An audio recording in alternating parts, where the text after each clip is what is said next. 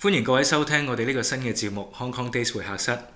喺嚟緊嘅日子，我哋會邀請一啲對香港舊事物有深入了解嘅嘉賓上嚟同我哋分享一下一啲關於香港嘅人物同埋事嘅，希望令大家對我哋嘅香港了解更多。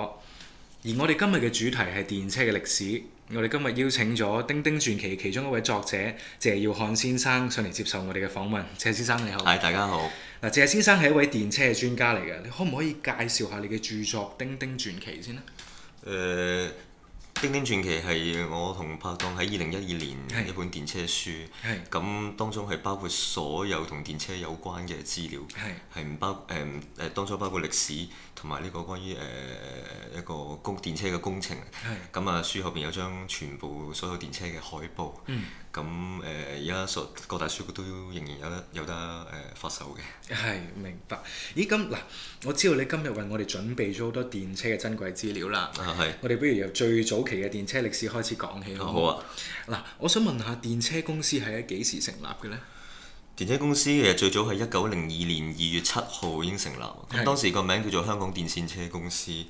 咁後尾股權轉移咗之後呢，就變咗喺11月20號改名叫香港電車局。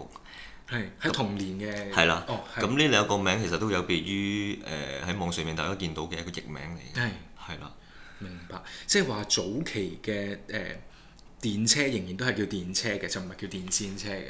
其實電線車我諗係一個真係好傳神嘅一個譯名，因為電車係依靠天線嚟行。咁而家大家叫佢電車係真係一種習慣，甚至大家都叫叮叮啦。明白。咦，咁叮叮呢個稱呼係幾時開始出現嘅呢？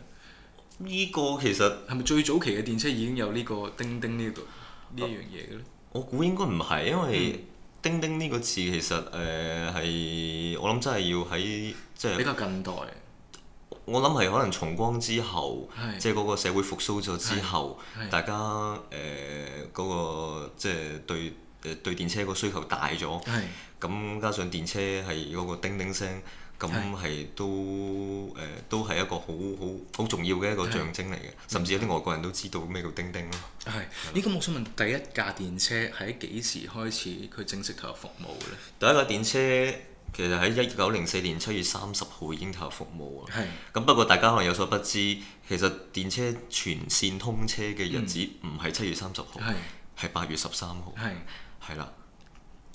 咁但係點解會當中有呢一個誤解或者咩？其實又唔可以叫誤解嘅，因為1904年7月30號第一架電車通車嘅時候，其實好大件事。咁好多報紙都有相關嘅報導。咁官方可能即係當係一個好重要嘅日子啦。咁啊就將呢一日定咗為叫做成立嘅日子啦。咁後尾即係全線通車嘅日子，其實係小弟喺搜尋資料過程當中發現到嘅。咁呢個可能一般人都唔知。即係話一早嘅時候，電車嘅路線係未完全通車嘅。喺第一日嘅時候，即係去到8月嘅時候，你講嗰個日子就係佢正式係當時有現存，即係嗰時存在嘅鐵路線真係通車嘅日子。其實正式通車嘅日子係真係8月13號。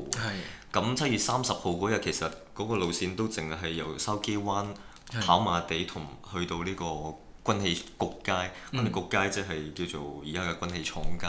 明白。係啦。咁我想問啦，當時嘅乘客主要上係社會上嘅咩人嚟嘅呢？舊陣時嘅電車即係都係西人居多啦。咁啊，華人就因為都未必負擔得起呢個車費。即係早期嘅時候係唔係一個廉價嘅一個交通工具嚟嘅？我相信應該唔係，因為早期電車個價嗰個車費頭等1毫子。有分頭等嘅。係啦，同埋呢個三等嘅。咁3等就5毫子啦，咁亦都中間有一啲俾一啲叫做工人去，即係可能嗰啲工人去搭嘅就2仙咁樣樣。咁佢係用電車同一架車入邊唔同嘅部分嚟去到區分乜嘢等級啊？定係每一架車，即係譬如呢一架頭等車，呢一架係工人用嘅車咁嘅咧？早期嘅電車係單層嘅。係。咁佢頭等同三等呢，就都分得好清楚嘅。頭等就係喺嗰個車廂中間嘅密封嘅。即係真係同一架車入邊係啦，劃咗3個區域。係啦，咁三等呢就係冇嘢遮嘅，就前後嘅。咁亦都再早期啲有一批車係全部都係三等呢，就全部都係嗰陣時候早期電車冇門嘅。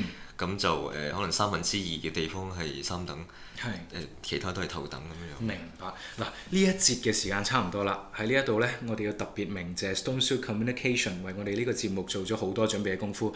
我哋下一節繼續。